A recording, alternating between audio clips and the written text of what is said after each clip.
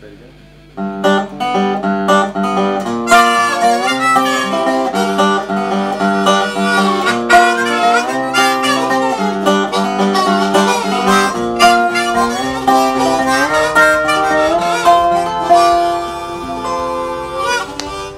G'day guys, welcome to a new episode of Bogan's Guide to Wine. I'm Sampy. And I'm Lurchy. How you going? Today, Lurchy, we're going to go back to Geograph region yet again. Beautiful. They sent us a whole box load of stuff, so we're just going to keep going back to Geograph. Oh, let's keep going, mate. Run out. Geographical. We're going to try the 2010 Bonking Frog Winter Merlot. I like the name. Bonking Frog Wines Vineyard was planted on the banks of the Preston River in the Geograph region southwest of Western Australia in 1996 and is located just 10 minutes from the city of Bunbury. Bonking Frog wines are named after the western banjo frog, who are particularly noisy fellows who can be found in and around the vineyard. Known for their distinctive call, they felt as a small family-owned winery they needed to follow their lead and stand out from the crowd. There is a sense of fun in being called Bonking Frog, as in their mind, wine is all about enjoyment. Bonking Frog are working very hard to create a sustainable vineyard, and having so many frogs around must mean they're doing something right.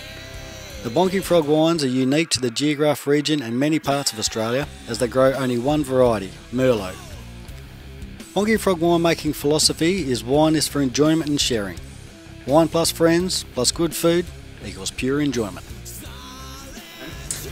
Yeah, the Bonking Frog, I can't remember the proper name of it. It might be written on the back here, but it's one of those suckers that we got one next door. Just goes, bonk.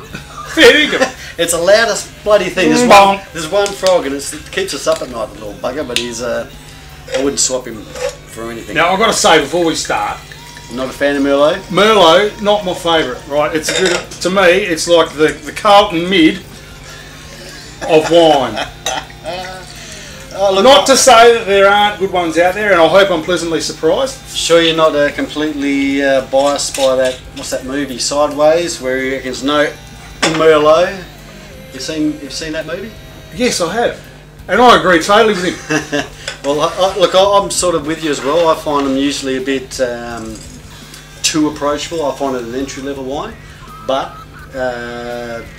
when there's good ones, they've been really surprising. So and I think the reason that a lot of people would like them as an introductory wine is because the tannins in them, they're not real body. It's nice and smooth. You've got nice big fruit in there. It's not it's not a confronting varietal. It's not like a Cab Sav that I like that rips your face out. And yeah, just go, oh, an explosion. So yeah, let's see what happens. Well, let's have a look.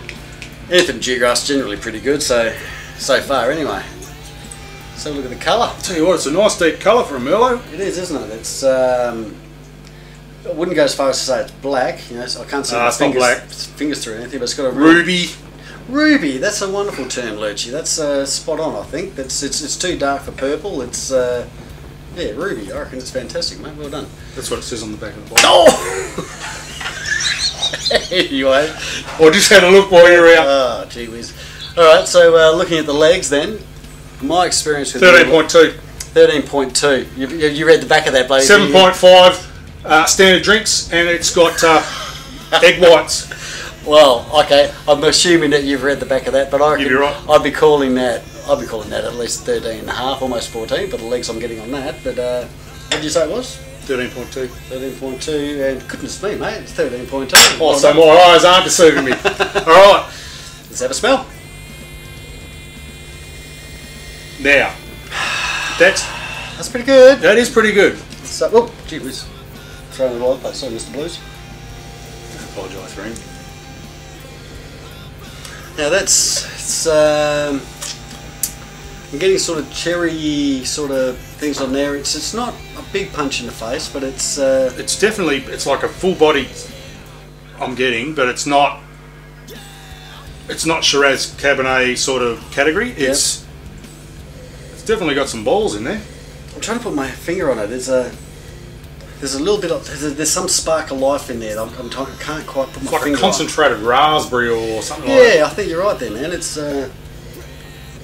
there's a very bright, it's an exciting nose. It's not deep and complex, but it's not boring. It jumps out, and there's a lot of. I'm hearing you. It's like a fun wine. I think it's going to be, maybe. Do you reckon it's I'm going to have a drink and tell you all about it.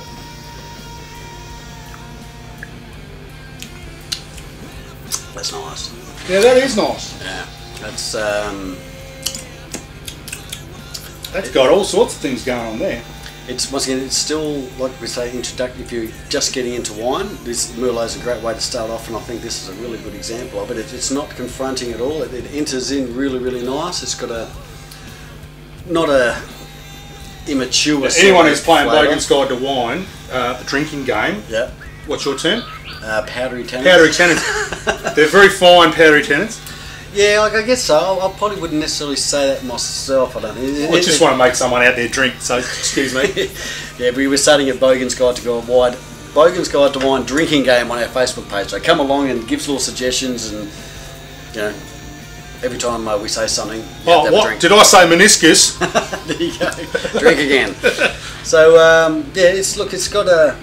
I'm thinking almost tobacco-y flavour sort of happening in there. You get that at all? Yeah, I'm getting that. It's not quite cigar box. It hasn't got that. No. It's not wanting to make your tongue leap out of your face, No. like you get those real heavy tannins you get in the deep reds. Yeah.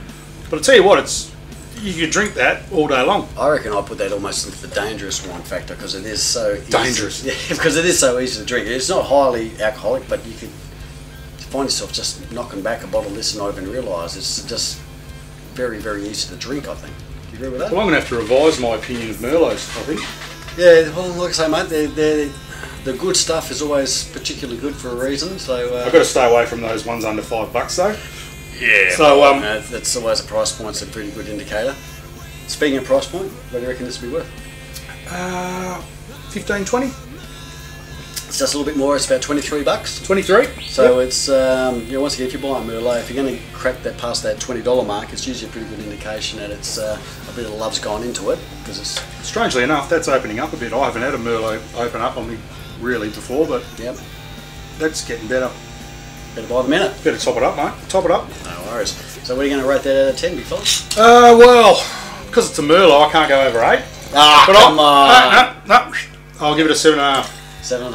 7.5. Yeah, look, I'm with you. 7.5. I think it's But to use our terminology, eminently quaffable. eminently coffee. Eminently. Easy. So if you're just new to wine, or I guess if you're just new to wine, Scared of what red wine can do to you, this is a good one to start with. and it's got some interesting stuff going on. It's interesting. It's not just Let alone Some the bonking frog, you can use that as a segue into a bit of something going on. On that note, we better get out of here. Thanks, Lurchy. Cheers, Catch you later. Catch you next time. and thank you, bonking frog.